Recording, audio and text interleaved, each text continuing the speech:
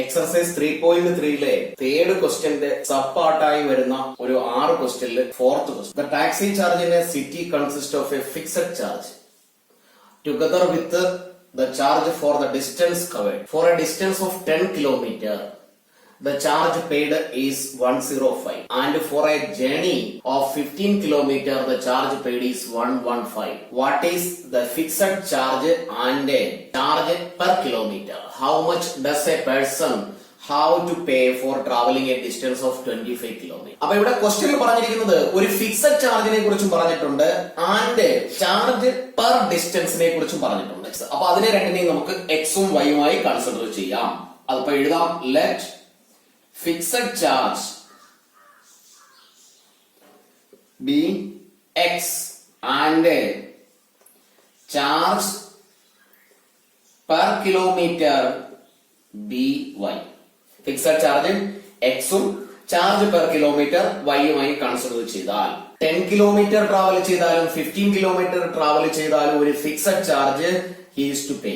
അപ്പൊ ആ ചാർജ് ആണ് എക്സ്. അതിന്റെ കൂടെ 10 കിലോമീറ്ററിന് പെർ കിലോമീറ്റർ ഒരു ചാർജും പേ ചെയ്യണം. അപ്പൊ ആ ചാർജ് ആണ് വൈ. അപ്പൊ എക്സ് ആണ് ഇനിഷ്യൽ ചാർജ് അല്ലെങ്കിൽ ഫിക്സഡ് ചാർജ്. അതിന്റെ കൂടെ 10 കിലോമീറ്റർ ട്രാവൽ ചെയ്യുമ്പോൾ പെർ കിലോമീറ്റർ വൈ റുപ്പീസ് ആണ് പേ ചെയ്യേണ്ടത്. അങ്ങനെയാണെങ്കിൽ 10 കിലോമീറ്ററിന് പെർ കിലോമീറ്റർ വൈ ആണെങ്കിൽ 10 വൈ ഹി ഈസ് ടു പേ.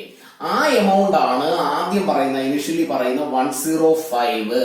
അപ്പോ ഫസ്റ്റ് കണ്ടീഷൻ അനുസരിച്ചുള്ള ഇക്വേഷൻ നമുക്ക് ഇങ്ങനെ എഴുതാം, charge for 10 kilometre is equal to fixed charge plus charge per kilometre. അതാണ് 105. അപ്പൊ അതിനെ നമുക്ക് ഇക്വേഷൻ ആക്കിയാൽ ഫിക്സഡ് ചാർജസ് കോമൺ അല്ലെങ്കിൽ സെയിം ഫോർ ആൾ, അത് നമുക്ക് എക്സ് എന്ന് എഴുതാം, പ്ലസ് ചാർജ് പെർ കിലോമീറ്റർ. അവിടെ charge per kilometre 10 kilometre travel ചെയ്യുന്നത് കൊണ്ട് 10 y is equal to 105 which is the first equation. Second കേസിൽ പറയുന്നത് ഫോർ ട്രാവലിംഗ് 15 കിലോമീറ്റർ ആണ്. അപ്പോ അടുത്തതിൽ എഴുതാം, ഇത് ഫസ്റ്റ് കേസ് ആണ്. അടുത്തത് സെക്കൻഡ് കേസ്. സെക്കൻഡ് കേസിൽ 15 കിലോമീറ്റർ ആണ് ട്രാവൽ ചെയ്യുന്നത്. അപ്പൊ നമുക്ക് എഴുതാം, charge for 15 kilometre is equal to initial charge അല്ലെങ്കിൽ ഫിക്സഡ് ചാർജ് എക്സ് പ്ലസ് 15 കിലോമീറ്ററിന് വൈ റുപ്പീസ് പെർ കിലോമീറ്റർ വെച്ച് 15 into y 15y is equal to 155 rupees, which is the second equation. രണ്ട് ഇക്വേഷൻ നമ്മൾ ഫോം ചെയ്തു, ലീനിയർ ഇക്വേഷൻസ്. ഈ രണ്ട് ഇക്വേഷനെയും simplify ചെയ്ത് നമുക്ക് എക്സിന്റെയും വൈയുടെയും വാല്യൂ കണ്ടുപിടിക്കാം. സബ്സ്റ്റിറ്റ്യൂഷൻ മെത്തേഡ് ആണ്. ഫസ്റ്റ് ഇക്വേഷനിൽ നിന്ന് നമുക്ക് എക്സിന്റെ വാല്യൂ അല്ലെങ്കിൽ വൈയുടെ വാല്യൂ കണ്ടുപിടിക്കാം. ഫസ്റ്റ് ഇക്വേഷനിൽ നിന്നും x is equal to right സൈഡിലുള്ള 105, ലെഫ്റ്റിലുള്ള 10y റൈറ്റ് സൈഡിൽ എത്തുമ്പോൾ -10y ആയി മാറും. Then substituting this value into equation number 2. അവിടെ എക്സ് ഈസ് ഈക്വൽ ടു നമുക്ക് 105 - 10y plus 15y is equal to 155 എന്ന് എഴുതാം. ഇവിടെ -10y and plus 15y which is 5y plus 5y is equal to right side 155 minus 105. 5y is equal to 155 minus 105 which is 50. Then y is equal to 50 divided by 5 which is 10 rupees ആണ് per kilometre charge. അങ്ങനെയാണെങ്കിൽ എക്സിന്റെ value കണ്ടുപിടിക്കാം, വൈയുടെ value ഈ ഇക്വേഷനിൽ substitute ചെയ്യാം. അപ്പോ x is equal to 105 minus 10 into വൈയുടെ വാല്യൂ ആയ 10 is equal to 105 minus 100 is equal to 5 rupees. അപ്പൊ നമുക്ക് എഴുതി വെക്കാം, fixed charge is 5 rupees.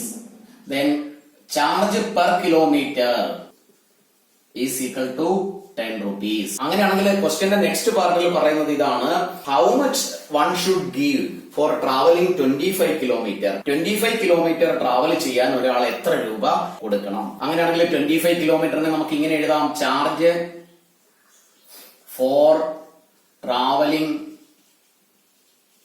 25 kilometre is equal to ഒരു ഫിക്സഡ് ചാർജ് ആയ 5 rupees കൊടുക്കണം, പ്ലസ് പെർ കിലോമീറ്റർ 10 rupees ആണ്. ആ 10 rupee into 25, 10 into 25 അല്ലെങ്കിൽ 25 into 10 which is 5 plus 250 is equal to 255 rupees one should give for traveling 25 kilometer.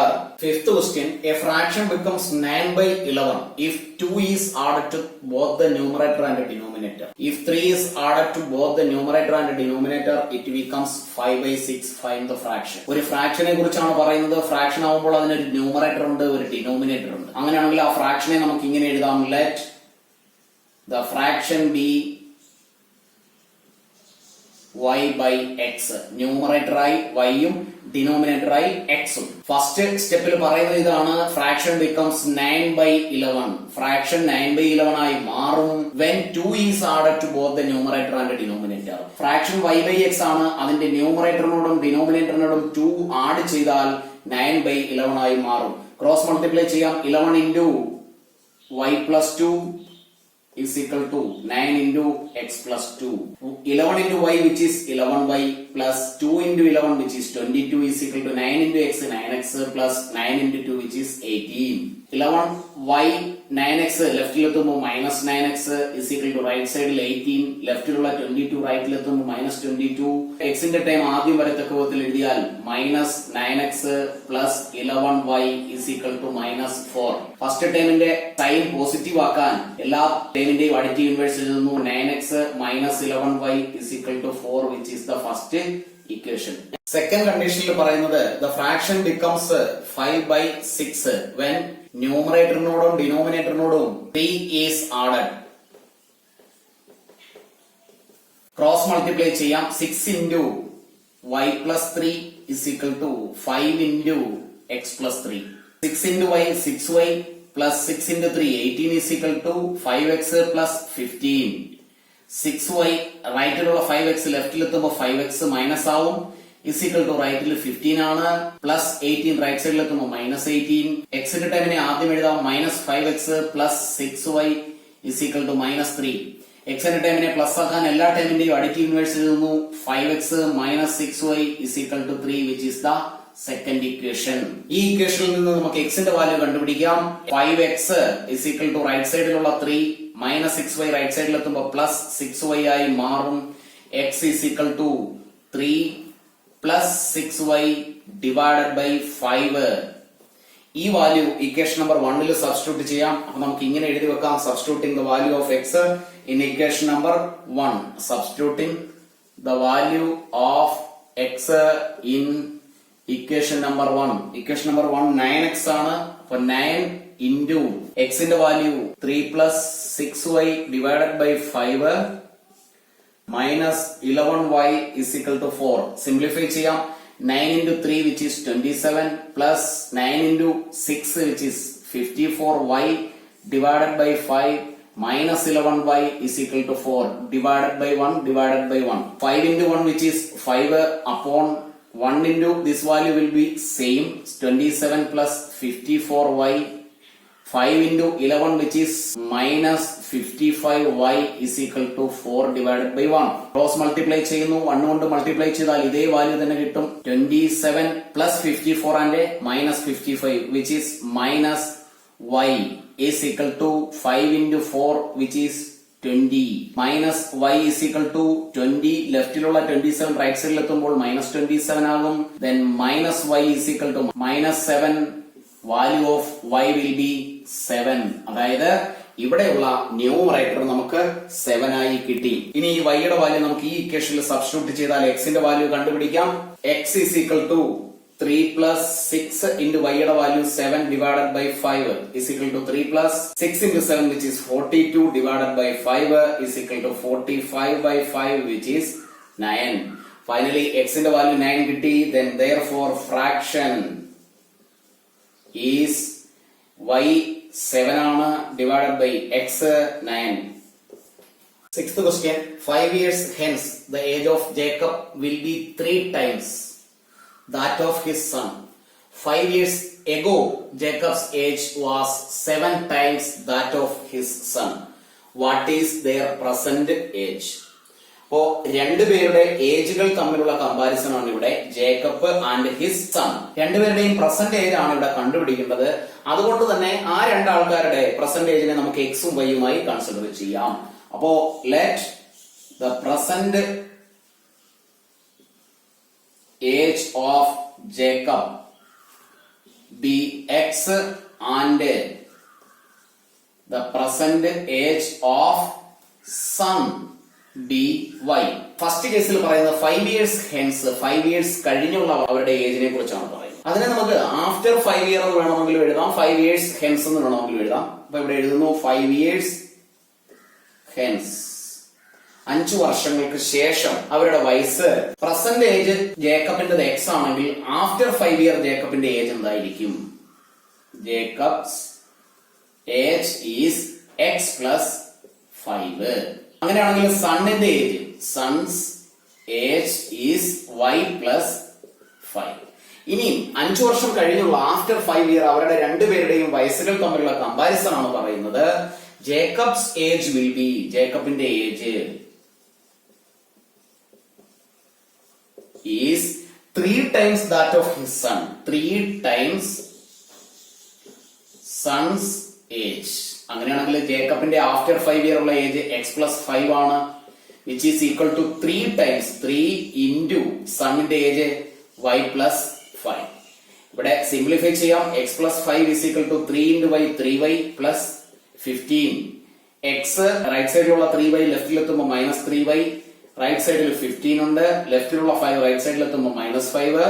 Finally equation will become X minus 3y is equal to 10, which is the first equation from the first situation. Second കേസിൽ പറയുന്നത് 5 years ago എന്നാണ്. അപ്പൊ നമുക്ക് എഴുതി വെക്കാം 5 years ago, 5 വർഷങ്ങൾക്ക് മുമ്പ്. ജേക്കബിന്റെ present age X ആണെങ്കിൽ 5 വർഷം മുമ്പുള്ള ഏജ് എഴുതാം. Jacob's age is equal to present age minus 5. സണ്ണിന്റെ age, son's age is equal to y minus 5. ഇവിടെ കണ്ടീഷൻ പറയുന്നത് ഇങ്ങനെയാണ്. Jacob's age was 7 times that of his son.